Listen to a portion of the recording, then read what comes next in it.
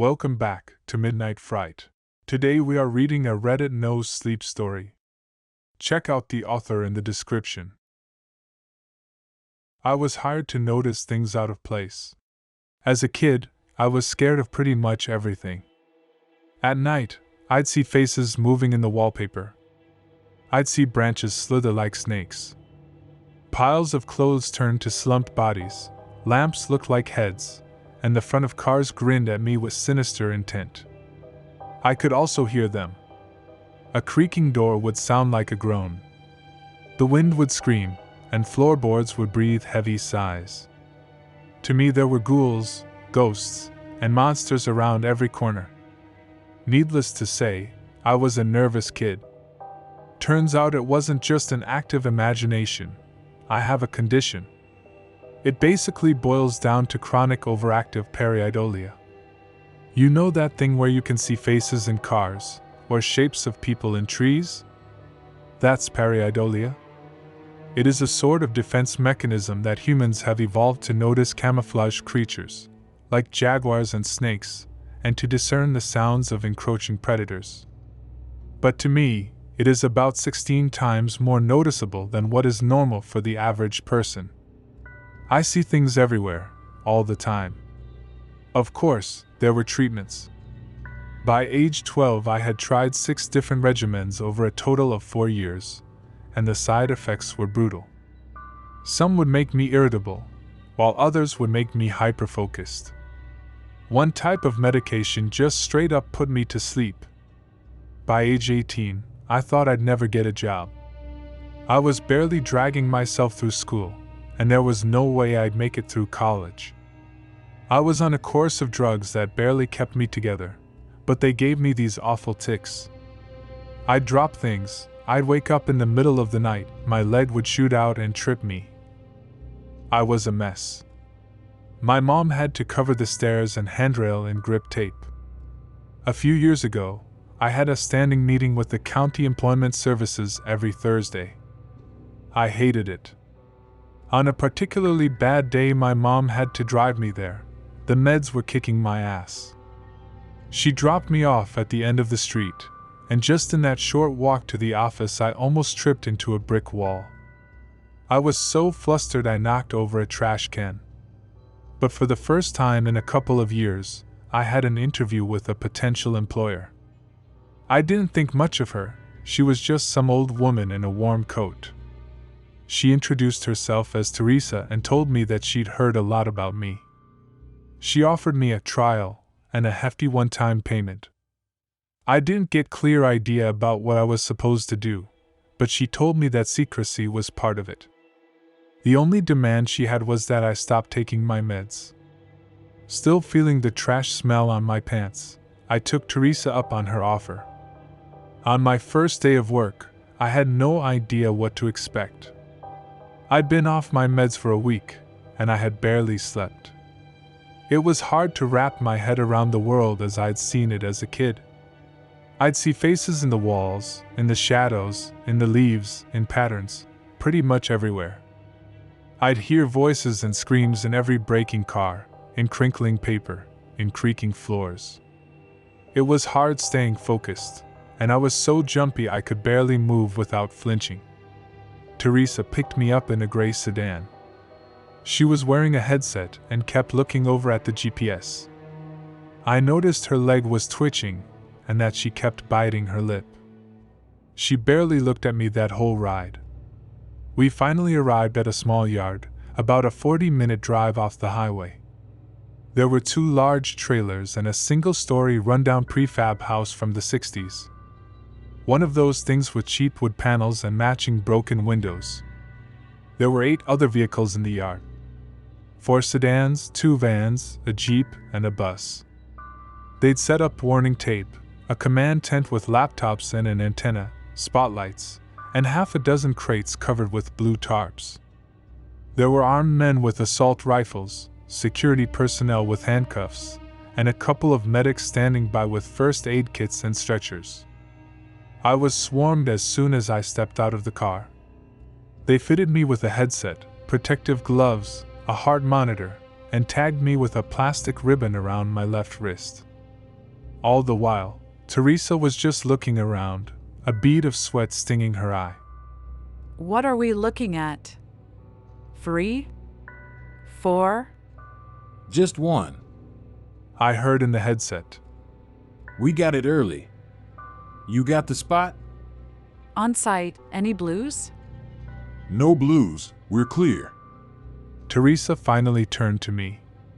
She faced me, put her hands on my shoulders, and talked slowly. This seems like a lot. All I want you to do is to go inside, carefully, and tell me what you see. Why?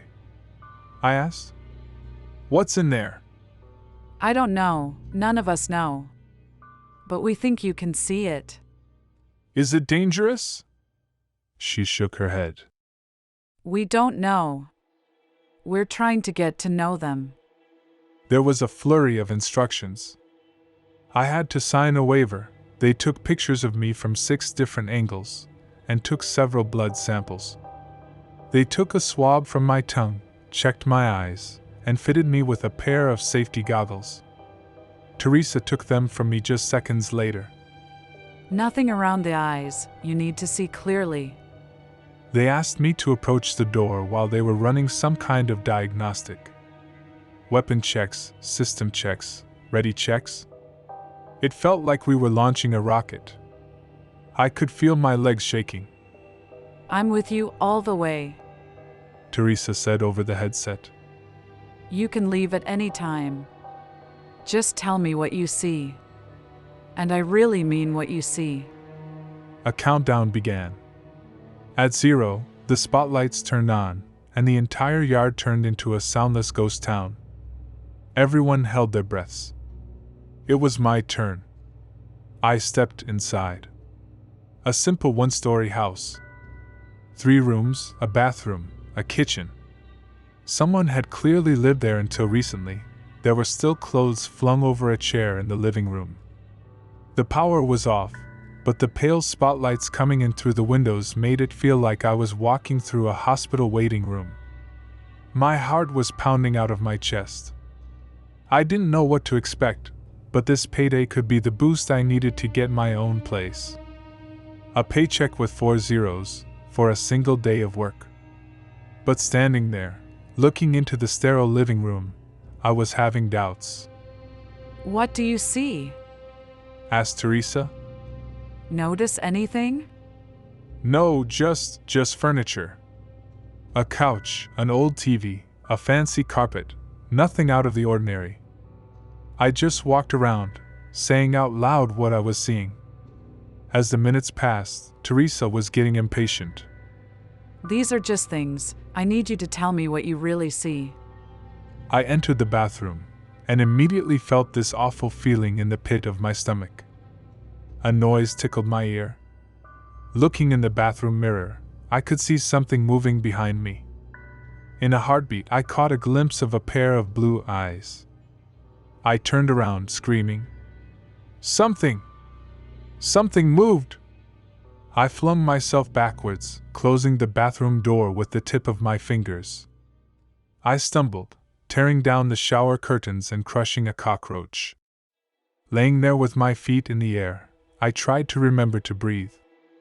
Rarely have I ever been so scared that I had to remind myself to breathe. My fingers tingled with adrenaline. Tell me what you saw. What's in there? Blue eyes. It had blue eyes. Did you see where it went? I didn't.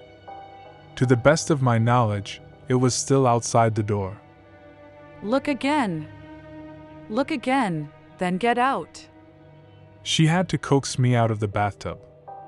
She encouraged me, spurred me on, and reminded me that I had to leave that room one way or the other. It probably took them 15 minutes to get me out of the tub, and when they did, I could barely feel my feet. When I finally opened the bathroom door, I couldn't see anyone. The hallway was empty. I carefully stepped out, looking around. Nothing. Standing in the middle of the living room, I felt like an idiot. This was exactly what I was taking my medication for: paranoia and sudden bouts of fear. It dawned on me that maybe I was influenced by all the people outside and their preparations. I was walking in here expecting to see something. They'd worked me up, so of course I was seeing things. But then again, there was an odd painting on the wall that I hadn't paid attention to earlier. It was the strangest thing. It was a sort of thrift store painting, showing two women walking across a bridge on a hot summer's day. It was sort of generic, but I'd been hypervigilant when I first stepped in. You know that feeling when you say a word over and over so many times that it starts sounding like a noise? That's the feeling that fell over my eyes. The picture started to blur and disappear, turning into swirling colors. And there, in that blur, I saw those blue eyes. There were small blue spots in the water, on the sides of the bridge in the painting. That's what I'd seen, and there, I'd seen a face. Something blending into my sight, disappearing.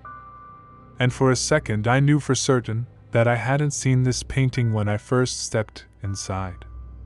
And now, it knew that I could see it. I felt it. I slowly started to back out. There's something in the painting, in the living room. You sure? Teresa asked. Absolutely sure? Absolutely. Get out. I rounded the corner and heard the floorboards creak. I could no longer see the painting, and I could sense something move. Backing out of the front door and into the cool autumn air, I could feel hands on my shoulder.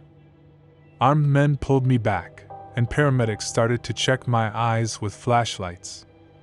They asked me all sorts of personal questions, like my name, my mother's maiden name, and the name of the president. I was told to lay down, as I heard a team breach the house with stun guns, cattle prods, nets, and a crate. Laying there and feeling the pressure subside, I just cried and laughed.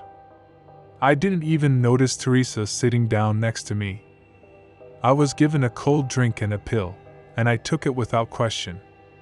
You did good. You're done. You're done. What was that?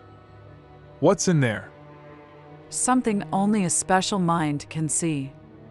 That was my first time working with Teresa. Over the coming years, I would be called in about once or twice a month, and the pay I got from those few days were enough to get me out of my parents' house. Teresa would check in with me weekly, and I had to submit to regular checkups, but more often than not I was completely off the leash. I started to learn a bit more about the company I was working for and what they were doing. I started getting payments from Hatchet Biotechnica, a subsidiary of Hatchet Pharmaceuticals. My official title was contractor, a title that was repeated like a name. Teresa started going into greater details on what to look for and how to act, but that first mission was a sort of test to prove myself. I had no idea what I was actually proving, but it felt like my tendency to discern patterns and seeing dangers helped me along. I learned a bit more about their procedures. For example, they were adamant about checking for blues.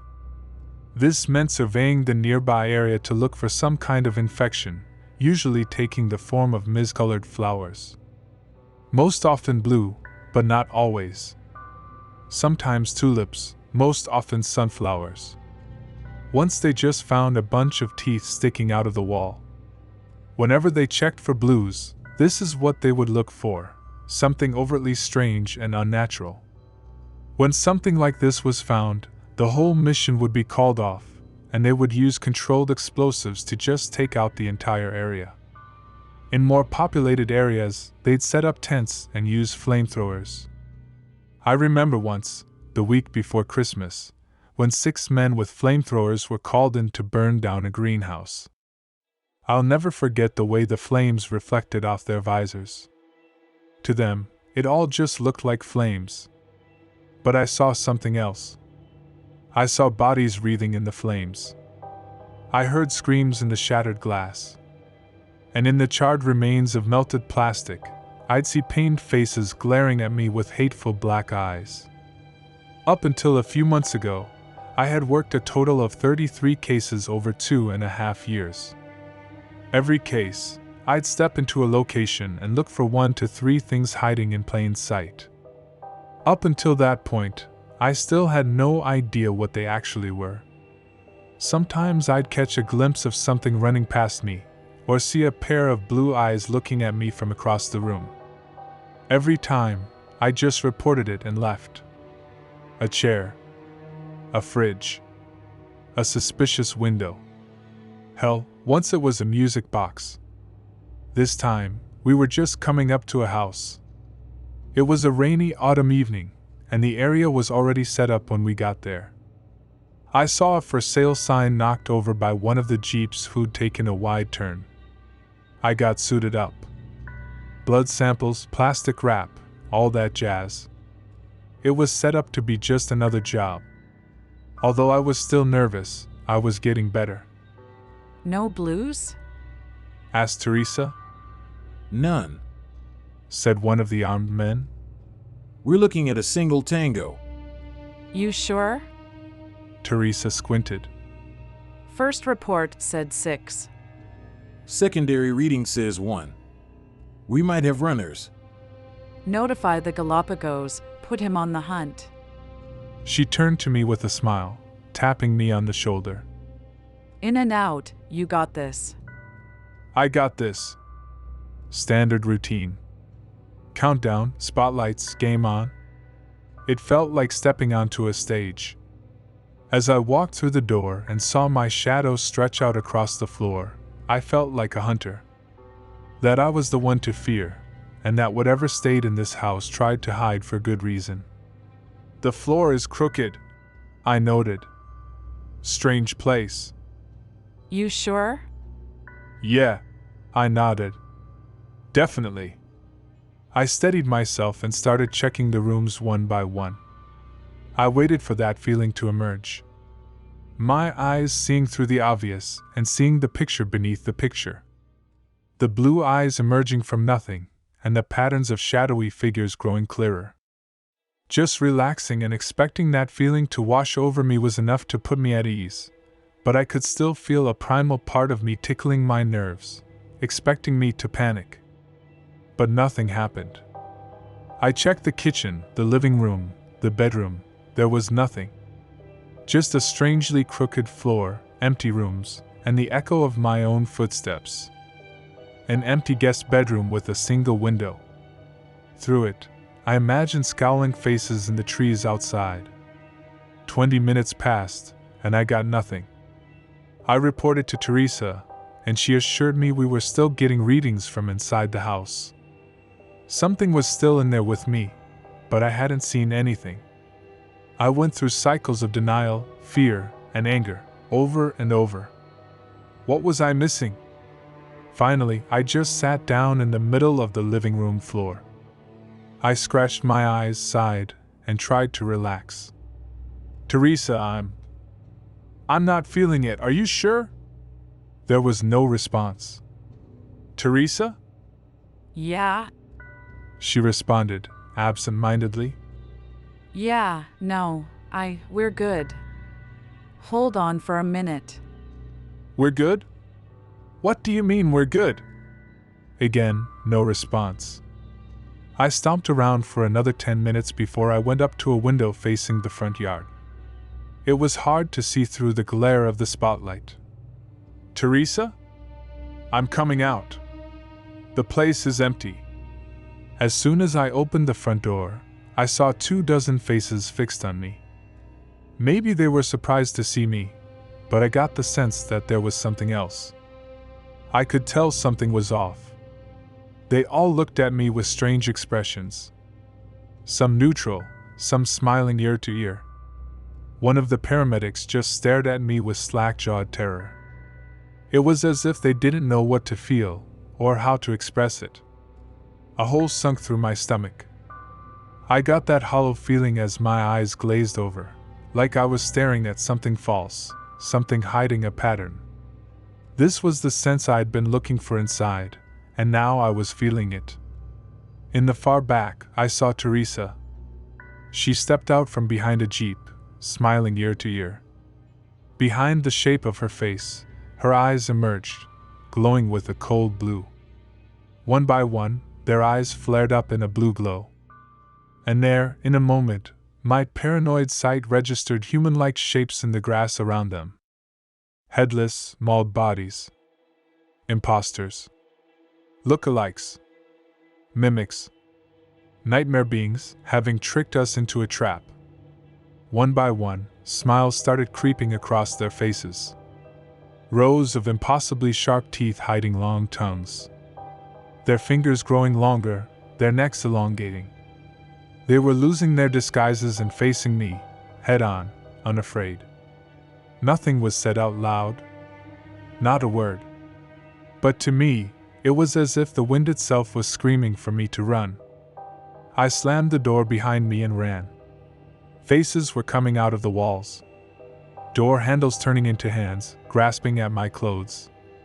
My distorted face reflecting in windows and mirrors with jawless grins. I couldn't blink. Every heartbeat, a new horror forced my eyes open. There were more doors than I remembered. There were more windows than there should be. The kitchen suddenly had a skylight, and there were 4 fridges. Countless paintings had appeared in the master bedroom, depicting cruel and blood-drenched horrors. They were already here, trying to surround me, and my mind was racing to remember what was real and what wasn't. Rushing to the back of the guest bedroom, I remembered there being only 1 window. Now there were 2. I had to roll the dice. Take a guess. Do something. As I grabbed the window frame, I imagined teeth slamming into my hands. Tongues licking across my palms. Wide smiles sating their hunger. But this time, it was just my imagination. I burst through the window and took off running into the woods. Through the night, I just kept going. My chest hurt from holding the screams in.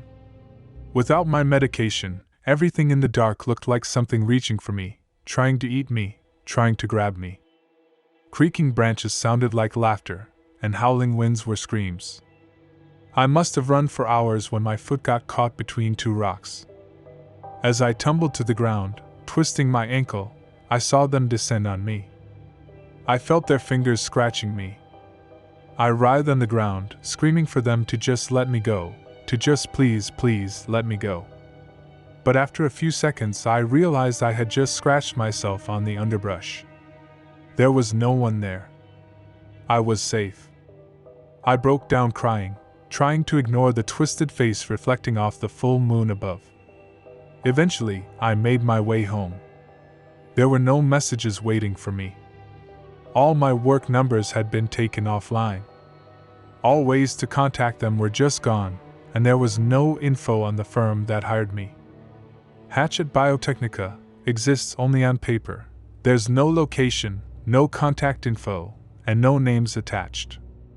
It's all a front. I haven't heard from Teresa since. I think that whoever I've been working for have just assumed I'm dead.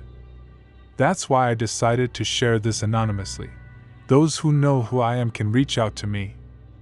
And for those who don't, I just have a word of warning. Be observant. Trust your intuition. It might save your life.